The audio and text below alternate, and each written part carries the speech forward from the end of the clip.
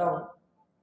اب یہ آیت جو اللہ رب العزت نے سورۃ البقرہ کی آیت نمبر 187 ہے، اللہ نے فرمایا ہن لباس لکم، فرمایا تمہاری بیویاں تمہارا لباس ہیں، وانتم لباس لہن، اور تم ان کا لباس ہو۔ کس قدر یہ خوبصورت مثال دی ہے اللہ تعالیٰ نے۔ اب ذرا آئیں کہ لباس کی خصوصیات کیا ہے۔ جب اللہ نے مثال دی ہے، خامند کو کہا کہ تم اپنی بیوی کا لباس ہو، تمہاری بیوی تمہارا لباس ہے، تو ہر وہ خوبی جو ایک لباس کے اندر ہوتی ہے وہ خامند کے اندر بھی ہونی چاہیے، وہ بیوی کے اندر بھی ہونی چاہیے۔ لباس کیا کرتا ہے؟ لباس، سب سے پہلا لباس کا مقصد ہے انسان کی ستر پوشی، انسان کے جسم کو چھپاتا ہے، عیبوں کو چھپاتا ہے، ستر پوشی کرتا ہے۔ انسان کے جسم کو لباس چھپاتا ہے۔ میرے جسم کے کہیں کے کوئی داغ دبا ہے، آپ کو تو نہیں نظر آ رہا، میرے لباس نے سب کو چھپا دیا ہے۔ اسی طرح خامند اور بیوی کو جب قرآن نے لباس کہا ہے، دونوں انسان ہیں، وہ بھی انسان ہے، وہ بھی انسان ہے، غلطی انسان سے ہوتی ہے۔ کسی کے اندر کوئی عیب ہے، کوئی کوتاہی ہے، کوئی کمی ہے، تو یہ نہیں ہے کہ بیوی جو ہے وہ اپنی سہیلیوں کے سامنے جا کے اس کے عیبوں کو بیان کرے، اور خامد جو ہے اپنے دوستوں کے سامنے اپنے بیوی کے عیب بیان کرے۔ فرمایا نہیں، ہن لباس لکم وانتم لباس لہن، تمہاری بیویاں تمہارا لباس ہے، تم ان کا لباس ہو۔ تم نے اس کے پردوں کو، عیبوں کو چھپانا ہے، پردہ ڈالنا ہے، اس نے تمہارے عیوب کو چھپانا ہے۔ لباس کی دوسری خصوصیت کیا ہے؟ لباس انسان کو سردی اور گرمی سے بچاتا ہے۔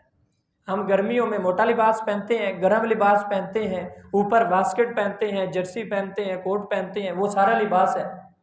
اور گرمیوں میں ہم باریک لباس پہنتے ہیں، نرم لباس پہنتے ہیں۔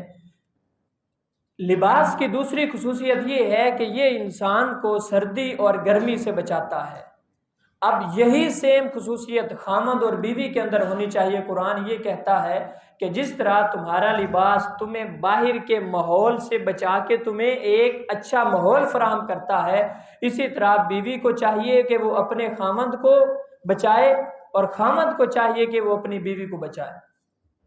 یعنی خامند ہے وہ باہر کے حالات سے پریشان ہے، وہ مسائل سے دو چار ہے، ساری چیزیں ہیں، بیوی ہے وہ پریشان ہے، تو وہ کہتا ہے کہ تم نے ایک دوسرے کو، جس طرح لباس ہمیں بچاتا ہے سردی اور گرمی سے، باہر کے حالات سے بچاتا ہے، اسی طرح خامند اور بیوی نے دونوں نے مل کے ایک دوسرے کو ناموافق حالات سے بچانا ہے، اس کی مدد کرنی ہے، جو لباس کی خوبی ہے۔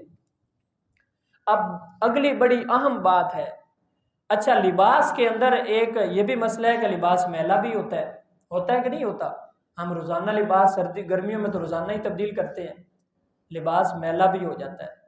اچھا لباس اگر میلا ہو جائے تو پھر کیا کرتے ہیں؟ اس کو پھینک دیتے ہیں، ساری زندگی نہیں پہنتے۔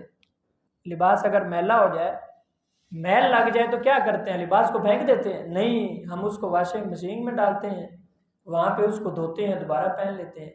اب فرمایا ہن لباس لکم وانتم لباس لہن، بیویاں تمہارا لباس ہے، تم ان کا لباس ہو۔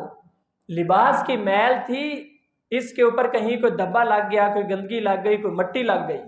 اب انسان کی خامند اور بیوی کی میل کیا ہے؟ کوئی عیب ہے، کسی کے اندر کوئی غلطی ہے، کوتاہی ہے، اس سے انسان بھی میلا ہو سکتا ہے، خامند بھی میلا ہو سکتا ہے، بیوی بھی میلی ہو سکتی ہے۔ ہن لباس لکم وانتم لباس لہن، جس طرح تمہارا لباس میلا ہو جائے تم اس کو کاٹتے نہیں ہو، یعنی جس جگہ پہ دھبا لگا ہے اس کو کاٹ کے پھینک دیتے ہو، یہ سارا لباس ہی پھینک دیتے ہو، نہ وہ جگہ کاٹتے ہو نہ سارا لباس پھینکتے ہو، اس کو دوبارہ دھو لیتے ہو، دوبارہ پہن لیتے ہو صاف کے۔ تو قرآن کہتا ہے کہ اگر تمہاری بیوی کے اندر، تمہارے شوہر کے اندر کوئی عیب ہے، کہیں سے میلا ہو گیا ہے، تو اس کو فوراً غصے میں آ کے کاٹ کے نہیں پھینک دینا، اس کو ساری زندگی کے لیے پھینک نہیں دینا، فیصلہ نہیں کر لینا۔ فرمایا نہیں، اب اس کو دوبارہ دھو لو بیٹھ کے۔ جس طرح لباس دوبارہ دھویا تھا، اجلا ہو گیا تھا، دوبارہ استری کر کے پہنا تھا، اسی طرح خامند اور بیوی میں سے اگر دونوں کے درمیان کسی سے غلطی واقع ہو گئی ہے، کمی اور کوتاہی ہو گئی ہے، تو لباس کو دھو کے دوبارہ پہنتے ہو، تو اسی طرح اپنے تم نے میل کو دھو کے دوبارہ ایک دوسرے کو پہن لینا ہے، ہمیشہ ہمیشہ کے لیے کاٹنا نہیں ہے، ہمیشہ ہمیشہ کے لیے دوسرے سے دور نہیں پھینکنا۔ اچھا لباس اگر تو داغ دھبے جو ہیں نارمل ہوں تو خود گھر میں دھو لیتے ہیں، اگر زیادہ گندا لباس ہو، اب جی یہ خود نہیں دھویا جائے گا، کیا کرتے ہیں؟ دھوبی کو دے دیتے ہیں، وہ جو ہے اس کے اندر کچھ کیمیکل ڈالے گا، وہ جو ہے ذرا سختی کے ساتھ اس کو صاف کرے گا تو وہاں سے صاف کروا لیتے ہیں، پھر بھی نہیں پھینکتے۔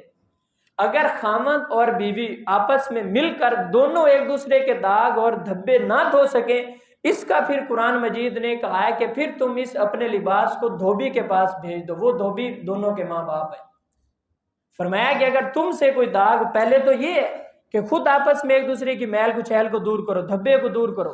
اگر یہ زیادہ سخت دھبے ہیں، زیادہ میل کچیل ہے، نہیں صاف ہو رہے، تو جس طرح اپنا کپڑا دھوبی سے دھلواتے ہو، وہ کیمیکل لگا کے اس کو صاف کرتا ہے، تو قرآن کہتا ہے کہ پھر تم اپنا یہ کیس جو ہے آگے ریفر کر دو۔ عورت کے ماں باپ بھی ہیں، خامند کے ماں باپ بھی ہیں، ان تک تم اپنا یہ پہنچا دو، تم سے جو دھبا صاف نہیں ہوا تھا وہ تمہارے ماں باپ صاف کر دیں گے۔ یہ ہے فلسفہ، ہن لباس لکم وانتم لباس لہن۔